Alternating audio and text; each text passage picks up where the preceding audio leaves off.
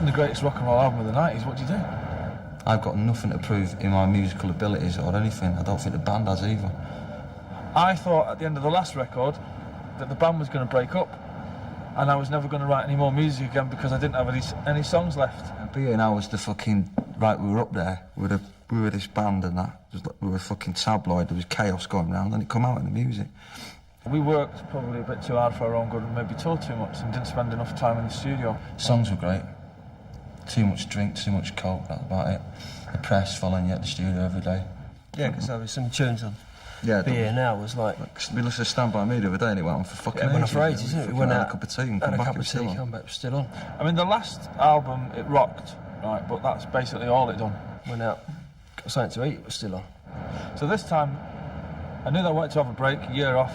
I knew I wanted to spend, you know, most of that year writing and then the next year recording, which is what we've done. And this time round, I think, right then, you know, we've got to fucking re-establish ourselves as, you know, what we should have done in the first place, you know what I mean? We're a great fucking band.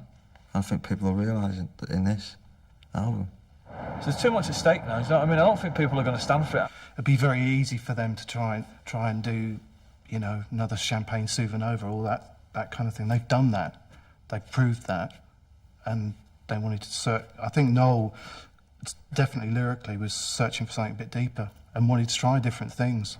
They were saying quite a long time ago, we're going to do 3 albums that are going to be, you know, lay down the Oasis kind of, I don't know, the gospel according to Oasis, and then move on from it. So, I mean, I remember reading that quite a long time ago, and they've done that. And I wanted to make a record that showed a few different sides to what it is that I do. A drum loop being used on an Oasis record would have been a no-no. You know, it just wouldn't have happened before. It's just a lot different, you know what I mean? There's not too many guitars in it, you know what I mean? You can hear the bass breathes a bit, you know what I mean, I think. And obviously the stuff I've done outside the band with the Chemical Brothers and Goldie and stuff like that, you can gain a lot of knowledge of different things off people like that, so just having a look around more, really. What I do is bringing certain things to different projects. Like I've worked with Massive Attack a lot, and maybe certain elements that I would have, that they capture may have come into like how we've made this record and the way they approach maybe the beats. Because it's real sort of dancing, that's what I'm into really. I love all that sort of funky stuff as well. Alan is not aware, right, of what a fucking brilliant drummer he can be, if I'm being honest. Because I think he's the most gifted musician in the band at the moment.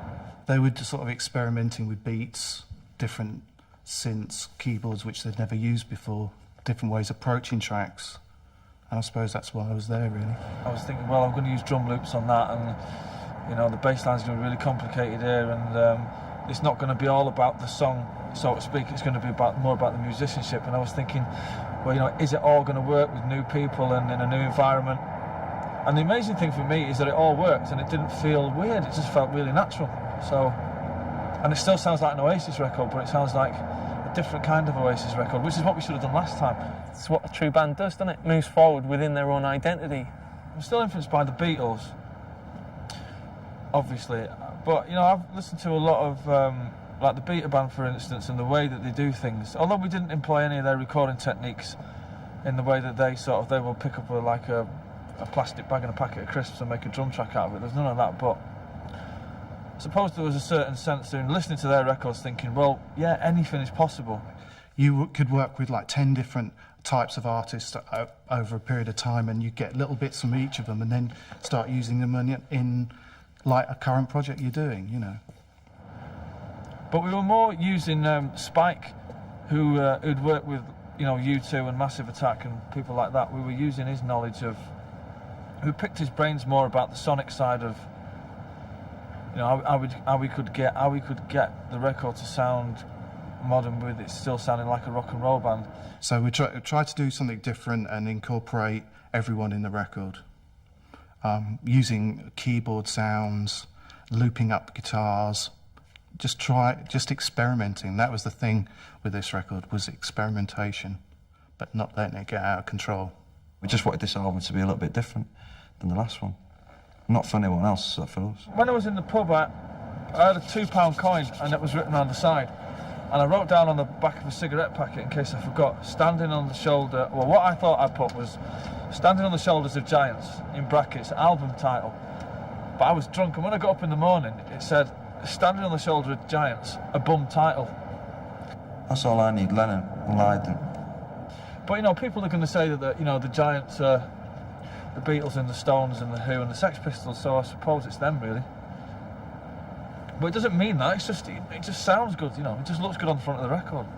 It's a milestone record for this band, anyway. There's a lot of shit bands about, and there's a lot of people that don't, mean it as much. They just want to make the money and that, and toe the line, and not live the lifestyle. And I was trying to get out of the party mode and that, so I got a few bits and pieces, threw them in a bag, got my guitar, picked up the wife off the kitchen floor, got in a taxi, went to the airport, and went to Thailand for about a month.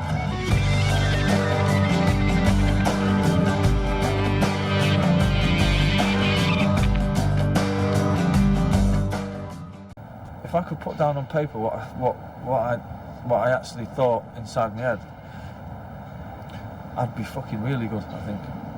But I'm quite. It's something to do with being. Half of it is like laziness, and the other half is not being able to articulate your feelings enough. He thinks I feel. That's too simple a way of putting it. That's what it's about, isn't it? Feelings. Because that implies that Liam's not a thinker and that Noah's not a feeler. We've had a hiccup. We never thought we'd have things like that happening to us. We didn't think two members of the band would leave. We just thought we were in it together forever. No, they're gone now. That's it. You can't. You can't just pick and choose when you want to be in a band. You know what I mean? It's like it wouldn't be fair on Gem and Andy now. If Bonehead phoned up tomorrow morning and said, "Oh, I've changed my mind," it'd be like, "Well, I can't do that, man, because some other geezer now is in the group, and that's it." That's not what Oasis is about. You don't make decisions like that. On the farm of the band, you know what I mean? You've got to think hard about it, and I'm sure they did. And we thought hard about getting two other members in and carrying on. As soon as I started to play with these guys, it did feel right.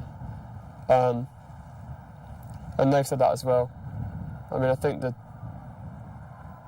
it is hard to find people that you can play with, just on a musical level. Noel used to play lead a lot. Bonehead just play rhythm. Like, Noel's not playing as much lead now, you know what I mean? But Gem's doing a bit of lead, and they're both doing it so you can, like Champagne Supernova, there's bits that Gem will play lead on, and you know what I mean? They'll swap about, and it works a lot better. You know what I mean? Noel's a good producer. Even just seeing the way he works it's kind of a going back to the James Brown thing about it's not a whip cracking thing. It's kind of everybody wanting to do the best they can, but him actually allowing you to do that, which is that's production in itself. And I'm sure he knows that I'm not going to strut out there with this pointy headstock guitar and go, same as you're not going to go, I need a 5-string bass without a head. It's kind of everybody's in the same ballpark.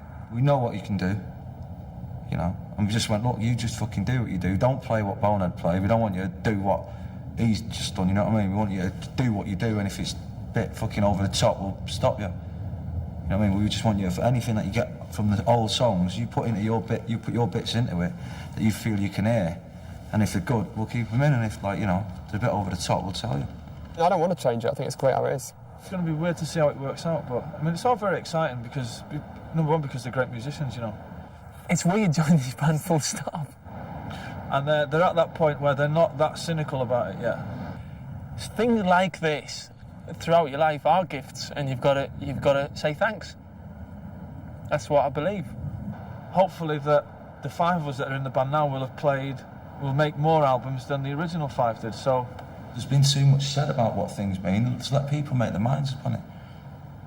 You know what I mean? All right. I'm not here to share my views, you know what I mean, about it. People should just listen.